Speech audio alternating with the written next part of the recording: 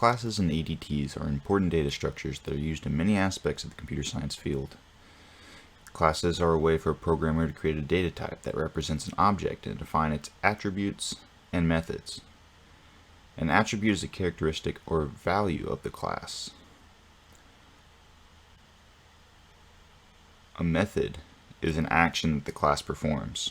A class object can have multiple instances that have the ability to perform the same actions but may have different attributes. One example of a class would be a car. Cars can have different colors, engine powers, and they can do things such as drive, brake, park. Another example would be cameras. Cameras can have different lenses, different zoom levels, different batteries, and they can take pictures, zoom, and some can even do color corrections right on the spot. People are another example of a class. They can have different attributes such as hairstyles, eye color, height, and they can do things such as smile or wave, or even make coffee early morning before our 236 class.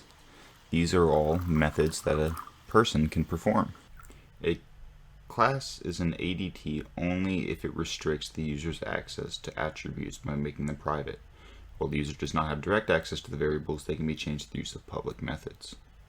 We can see the use of an ADT in video games. In Skyrim, there are many ADTs, as in any game. One ADT is the game character. During the game, the user has limited access to the attributes of the character. One attribute is magic, seen in the bottom left corner. Magic goes down as you use spells, and it can only be increased in certain ways, and the user does not have direct access. Another attribute is stamina, seen in the bottom right. When using certain attacks, your stamina will go down. It can only be increased through the stamina recovery method, which the user has to wait on. Health also is taken down when enemies hit you, and can only be recovered by using certain methods.